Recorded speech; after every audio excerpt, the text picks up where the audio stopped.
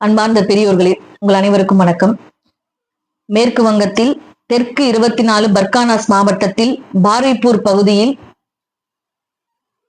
12 வயது சிறுமி கொடூரமாக கூட்டு பாலியல் பலாத்காரத்துக்கு உட்படுத்தப்பட்டு கொலை செய்யப்பட்டிருக்கிறாள். கடந்த 4ஆம் தேதி மாலை 4 மணிக்கு தன்னுடைய தோழினுடைய பிறந்த நாளுக்காக பரிசு வாங்குவதற்காக சென்ற அந்த பெண் குழந்தை வீடு திரும்பவில்லை.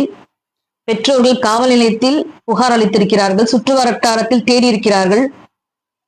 சனிக்கிழமை மாலை 4 மணிக்கு காணாமல் போன சிறுமி அடுத்த நாள் காலை ஞாயிற்றுக்கிழமை அவர்கள் வீட்டுக்கு அருகில் இருக்கக்கூடிய ஒரு குளத்தில் சாக்கு மூட்டையில் கட்டி ஒரு பிணமாக கொடூரமாக கண்டெடுக்கப்படுகிறாள். இதை பார்த்த பெற்றோர்களும் சுற்று வட்டாரத்தில் இருக்கக்கூடிய உழைக்கும் மக்களும் இந்த குற்றத்தில் ஈடுபட்ட குற்றவாளிகள் உடனடியாக கைது செய்யப்பட வேண்டும், தண்டிக்கப்பட வேண்டும் என்று வலியுறுத்தி போராட்டங்களை கட்டியமைக்கிறார்கள். சாலை மறியல் நடத்துகிறார்கள்.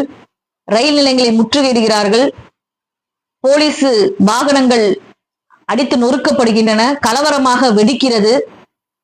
இதில் சந்தேகத்துக்குரிய ஒரு நபர், 26 வயது மதிக்கத்தக்க ஒரு நபர் கொல்லப்பட்டதாகவும் செய்திகள் வெளிவருகிறது. இந்த குற்றத்தில் ஈடுபட்ட குற்றவாளிகள் 4 பேர் கைது செய்யப்பட்டிருக்கிறார்கள்.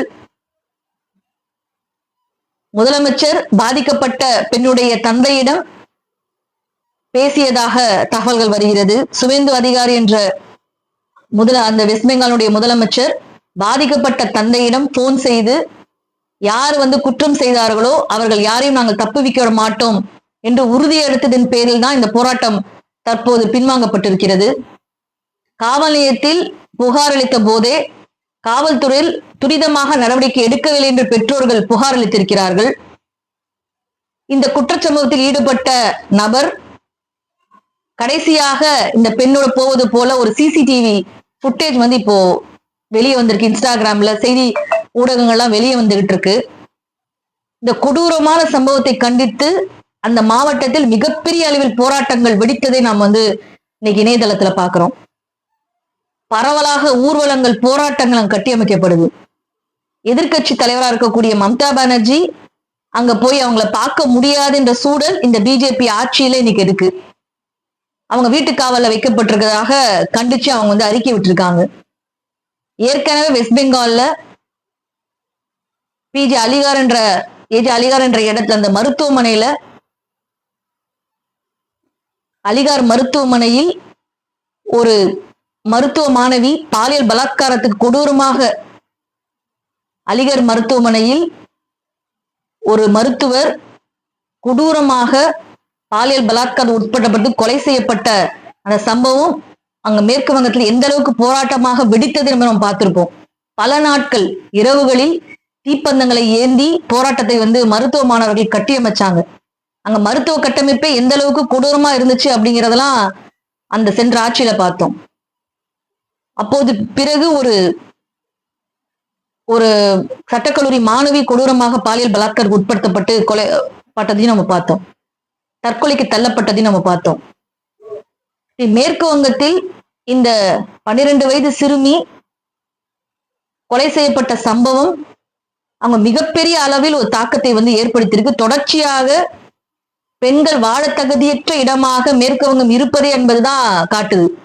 இன்னைக்கு பிஜேபி ஆட்சிக்கு வந்ததற்கு பிறகு இந்த கொடூரங்கள் இன்னும் மேலும் அதிகரிச்சிருக்கு அப்படிங்கிறது இந்த சம்பவங்கள் நமக்கு காட்டுது. பிஜேபி ஆளக்கூடிய மாநிலங்களில் குற்றவாளிகளுக்கு சார்பாகத்தான் பிஜேபி அரசாங்கம் தொடர்ச்சியா நடந்துட்டு இருக்கு. ஆதிக்க சாதியில் இருக்கக்கூடிய குற்றவாளிகள் பக்கம் நிற்குது அப்படிங்கிற நம்ம பாக்குறோம். இன்னைக்கு ஆளக்கூடிய அரசாங்கங்கள் இதை தடுக்க வக்கற்று நிக்குதுன்னு நம்ம பார்த்துட்டு இருக்கோம். அன்றாட செய்திகளாக இன்னைக்கு மாறி இருக்கு. பெண் குழந்தைகள், சிறுமிகள் இன்னைக்கு பாலியல் பலாத்காரத்துக்கு உட்படக்கூடிய செய்திகள் அன்றாட செய்திகளாக ஆயிரக்கணக்கில் லட்சக்கணக்கில் இன்னைக்கு மாறி நிக்குது. இதை தடுக்க வக்கற்று இந்த அரசாங்கங்கள் இன்னைக்கு மாறி நிக்குது அப்படிங்கிற செய்தி நம்ம பார்க்கணும். மேற்கு வங்கத்துல மட்டும் இல்ல, ராஜஸ்தான்ல பிஜேபி ஆடக்கூடிய மாநிலத்தில் ஒரு 13 வயது சிறுமி 5 நாட்களாக 30 பேராக தொடர்ச்சியா பாலியல் பலாத்காரத்துக்கு உட்படுத்தப்பட்டு கொடூரமாக குத்துயிரும் கொலையுருமா இன்னைக்கு மருத்துவமனை அனுமதிக்கப்பட்டு அவருடைய வீடியோவும் இன்னைக்கு இன்ஸ்டாகிராம்ல வந்துகிட்டு இருக்கு. எத்தனை செய்திகள், எத்தனை குற்றங்கள். பெண் குழந்தைகள் இன்னைக்கு சுதந்திரமாக உலாவ முடியாது என்ற சூழல் இந்தியாவில் மாற்றப்பட்டிருக்கு. குற்றவாளிகள் உடனடியாக கைது செய்யப்படணும், தண்டிக்கப்படணும். இந்த 2 சம்பவங்களில் ஈடுபட்ட குற்றவாளிகள் உடனடியாக கைது செய்யப்பட்டு அவருக்கு உரிய தண்டனை வழங்கப்பட வேண்டும். அவர்களுக்கு அதிகபட்ச தண்டனை தர வேண்டும் என்று மக்கள் அதிகார கழகத்தின் சார்பாக வலியுறுத்துகிறோம். இத்தகைய குற்றங்கள் நடக்கும் பொழுது உடனடியாக காவல்துறை செயல்படாமல் இருப்பது என்பதையும் நம்ம பார்க்கிறோம். இந்த மேற்கு வங்க சம்பவத்தில் கூட உடனடியாக நடவடிக்கை எடுக்கப்படல அப்படின்னா பெற்றோர்கள் புகார் அளிச்சிருக்காங்க. இப்படி ஒரு புகார் வருது அப்படின்னா உடனடியாக காவல்துறை நடவடிக்கை எடுப்பதில்லை என்பது ஒரு சம்பவம் 2 சம்பவம் இல்ல, பல சம்பவங்களை பார்த்துக்கிட்டு இருக்கோம். இந்த அரசு கட்டமைப்பு என்பதே இன்னைக்கு பெண்களுக்கு எதிராக மாறி நிக்குது அப்படிங்கிற பார்க்க வேண்டியதா இருக்கு. இதற்கு எதிராக பல்வேறு போராட்டங்களை மக்கள் அதிகார கழகம் உள்ளிட்ட பல்வேறு அமைப்புகள் களத்தில் நின்று போராடிட்டு இருக்கோம். இந்த 2 குற்ற சம்பவங்களிலும் குற்றவாளிகள் உடனடியாக கைது செய்யப்பட வேண்டும், தண்டிக்கப்பட வேண்டும் என்று மக்கள் அதிகார கழகத்தின் சார்பாக கேட்கிறோம். இந்த அரசுகள் இதை தடுப்பதற்கான வழிகளை உடனடியாக எடுக்க வேண்டும்.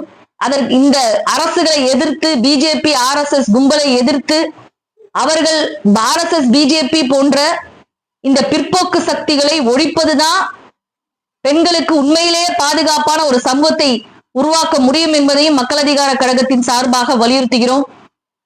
இதற்கு எதிரான போராட்டங்களை களத்திலே கட்டியமைப்போம். நன்றி, வணக்கம்.